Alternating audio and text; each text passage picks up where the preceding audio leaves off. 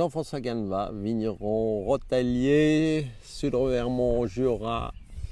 On a commencé depuis tout petit à travailler ici, dans ce fond de vallée, la combe de Rotalier, où on a planté un petit peu partout dans la montagne, dont ici, cette parcelle, le trousseau plein sud.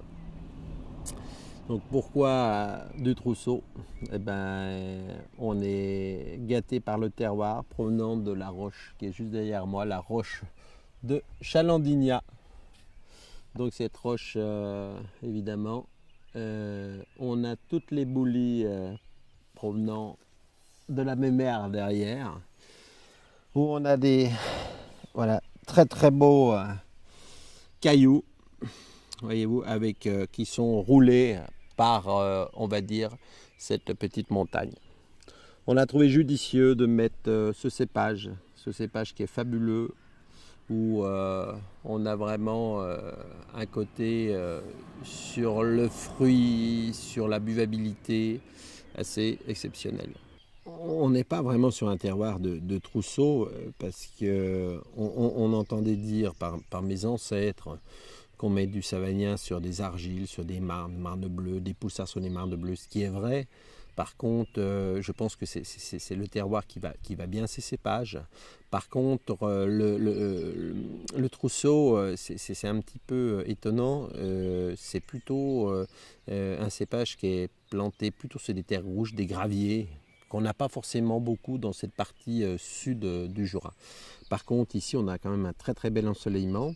Et puis, on a des marnes avec un ensoleillement plein sud, qui donne un autre style de produit, mais qui leur va très bien aussi. Dans la famille des trousseaux, il y a plusieurs types de trousseaux.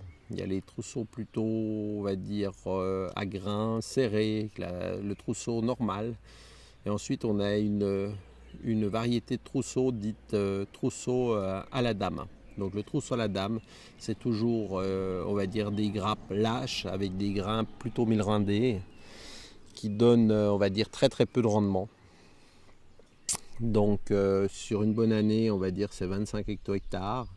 Et puis sur une année plus compliquée depuis quelques millésimes, c'est un petit peu ce qu'on a fait. C'est plutôt autour de 15-20 hectos. Voilà.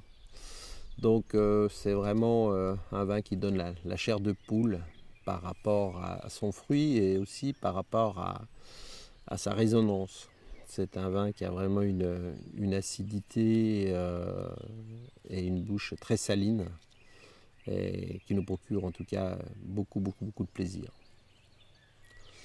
On a planté aussi juste à côté des trousseaux en bouture, franc de pied, pas greffés, à une grosse densité de plantation. On a 25 000 pieds hectares. Et c'est aussi vraiment intéressant par son côté race. C'est-à-dire que du moment qu'on n'a pas de greffage sur la souche, on gagne vraiment par le fruit, encore par la buvabilité.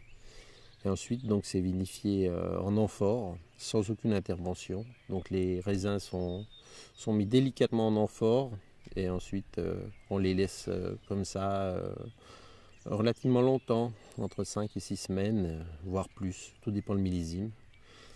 Et c'est vraiment une nouveauté, va-t-on dire.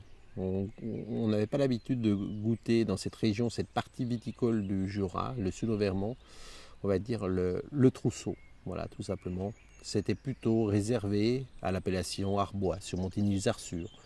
On a goûté des très très belles bouteilles de chez notre ami Pufnay ou Avier, que tout le monde parle encore. Plutôt, on va dire, sur des trousseaux avec un côté sauvage, un côté grand vin, où il leur fallait du temps pour se patiner.